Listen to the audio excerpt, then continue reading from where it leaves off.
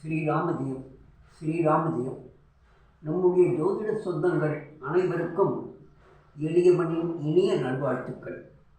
அன்பர்களே, ஜோதிடத்தில் நம்முடைய முன்னோர்கள் ராசி சக்கரத்தை குறித்து பல்வேறு கருத்துக்களை நமக்கெல்லாம் சொல்லி வழங்கியிருக்கின்றார்கள். அந்த அடிப்படையிலே ராசி சக்கரமானது 12 ராசிகளை கொண்டது. நம்முடைய முன்னோர்கள் இ12 ராசிகளையும் 3 பெரும் பிரிவுகளாக பிரித்து நமக்கு வழங்கியுள்ளார்கள். அவையாவன சரராசிகள் என்றும், ஸ்திர ராசிகள் என்றும், உபயராசிகள் என்றும் 4 ராசிகளை நமக்கு வழங்கியிருக்கின்றார்கள்.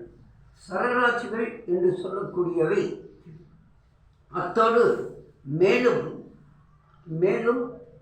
4 ராசிகளை மேலும் நெருப்பு ராசிகள் என்றும், நிலராசிகள் என்றும், காற்று ராசிகள் என்றும், நீர் ராசிகள் என்றும் 3 வகையாக பிரித்து கொடுத்திருக்கிறார்கள்.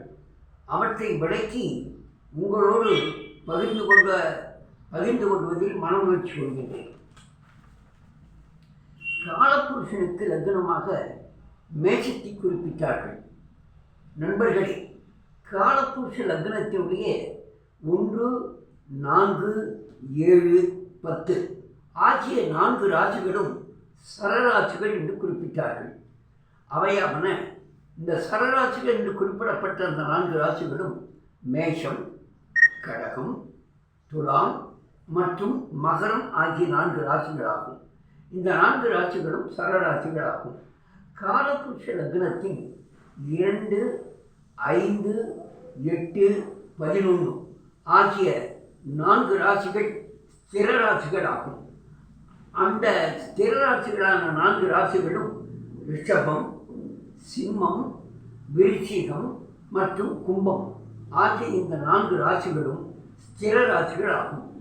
காலபுருஷ லக்னத்தினுடைய 3, 6, 9, 12 ஆகிய ராசிகள் உபயராசிகள் ஆகும். இந்த உபயராசிகள் மிதுனம், கன்னி, தனுசு, மீனம் ஆகிய இந்த 4 ராசிகளும் உபயராசிகள் ஆகும். அன்பர்களே, காலபுருஷ லக்னத்தினுடைய 1, 5, 9 ஆகிய 3 ராசிகளும் நெருப்பு ராசிகள் ஆகும்.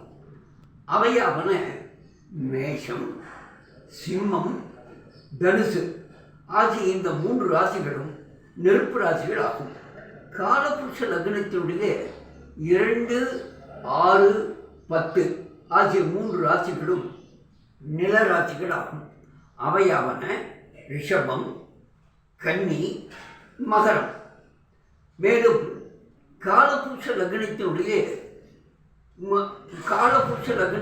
3, 7, 11 ஆகிய 3 ராசிகளும் காற்று ராசிகள் ஆகும்.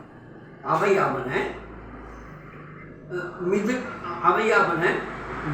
மிதுனம், துலாம், கும்பம் ஆகிய இந்த 3 ராசிகளும் காற்று ராசிகள் ஆகும்.